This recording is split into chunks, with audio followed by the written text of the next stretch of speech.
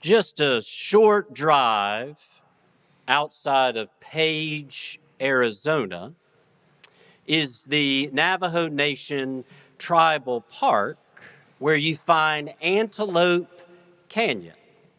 It's formed out of sandstone due to flash flooding and erosion over the years, forming what is called a slot canyon, but it feels more like a cave. It is surrounded for miles with nothing but sand, and the entrance is this massive, large, imposing rock face with a narrow entrance at the bottom. It feels something like an Indiana Jones adventure. And when you walk inside of it, you feel the temperature drop because the sunlight struggles to get in at the top. But there is this long fissure along the top where the sunlight forces its way in. It's like 100 small, tiny spotlights bouncing off the walls, creating orange, pink, and gold hues. It is magnificent.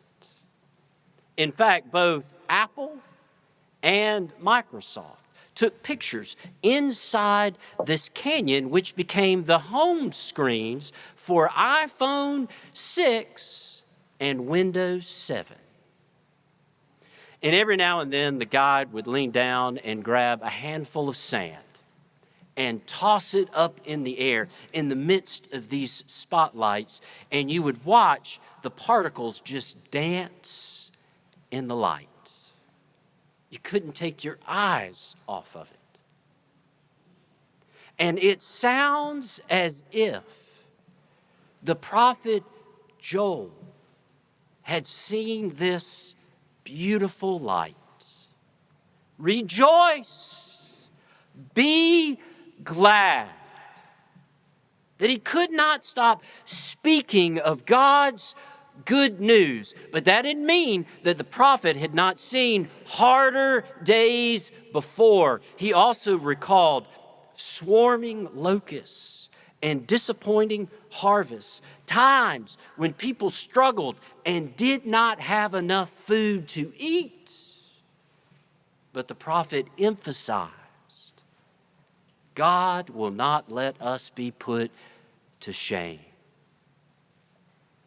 It was this picture of God's Spirit pouring out on all people, where our sons and our daughters prophesy, where even male and female slaves receive the Spirit of God. Because when the light pours into the room, it touches everyone.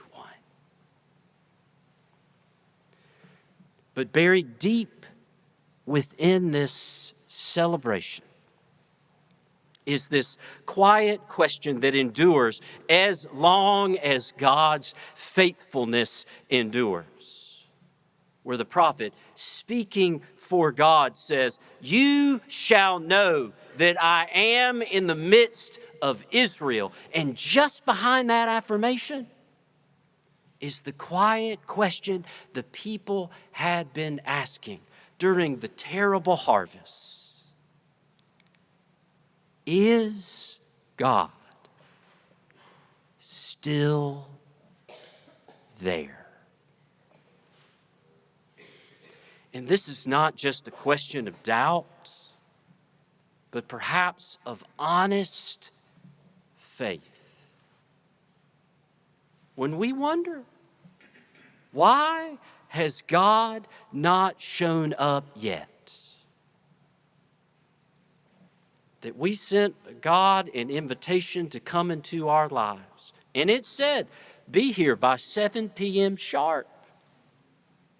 But 7 p.m. has come and gone, and now we're just sitting on the couch, staring at the door, where every second feels like eternity. Is God still coming? And sitting there on the couch, we're just waiting. We are filled with anxiety and worry, question after question. It's like standing up in front of Public Speaking 101, where you're staring at that class, staring back at you, and you just don't know what to do with your hands. And we just need to hold on to something. So we stand there gripping that podium like we are holding up, when in reality, it is holding us up. And Jesus tells this parable about a Pharisee and a tax collector going down to the temple to pray. It's like one of those jokes. A Baptist, a Methodist, and a Presbyterian go to the potluck. But this tax collector stands over there all by himself, like he doesn't need anybody. That this parable is a commentary, a story about trust and anxiety. Because Jesus tells this parable to a group of people who trusted in themselves. So it begins with this Pharisee standing there all by himself, praying in the temple, saying, God, I'm just so thankful I'm not like other people, thieves, rogues, adulterers, even like this tax collector. I fast twice a week.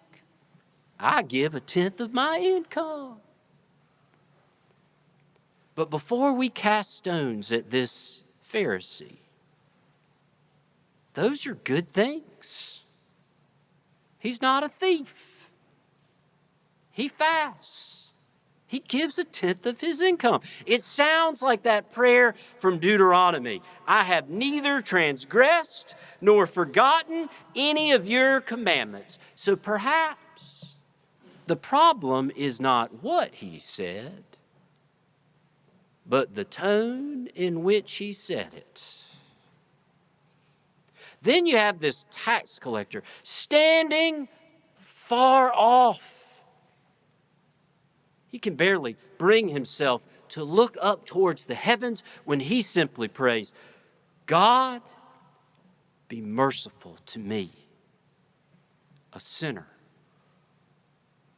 And Jesus tells this group of people who trust only in themselves that one went home justified rather than the other. That this parable is built on stereotypes. Everyone listening would have thought about that Pharisee as being righteous, and the tax collector, not so much. But all those stereotypes come crumbling down, and it's the one who did not trust in himself, but who trusted in God's love and faithfulness, who went home justified. Jesus also plays with distance in this parable. The tax collector standing far off. And we see this throughout the Gospel of Luke, that the prodigal son was standing far off when the loving father went running out the door and down the driveway to welcome him home. And Peter, after declaring with such utter confidence that he would never betray Jesus, was following at a distance when he denied knowing Jesus.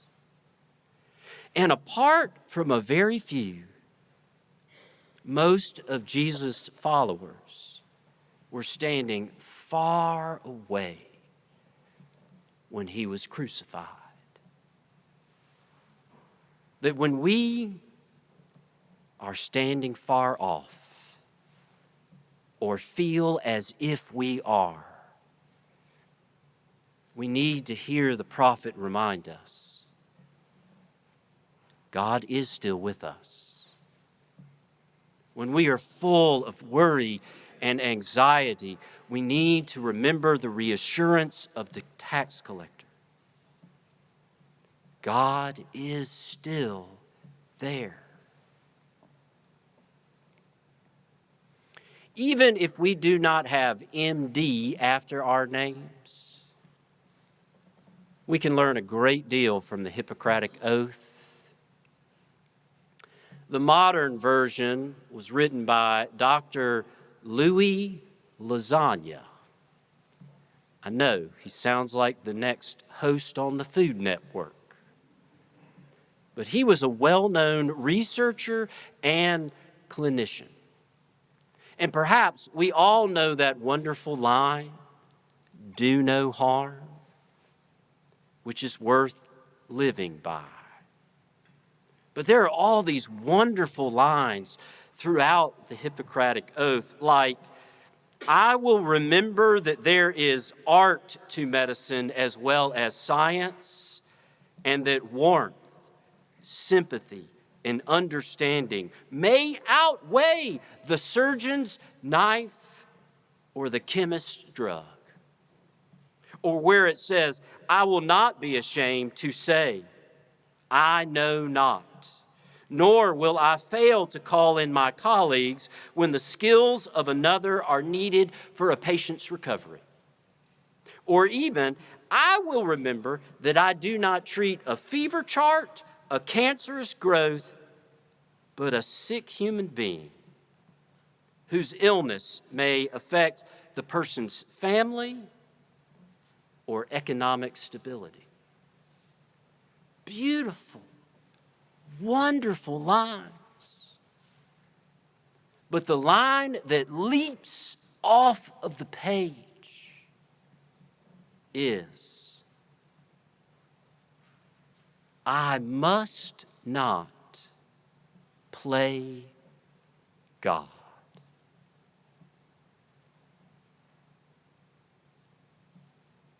That we may be inclined, like this one particular Pharisee, to rely only on himself as if there is no need for God, or worse, there is no God.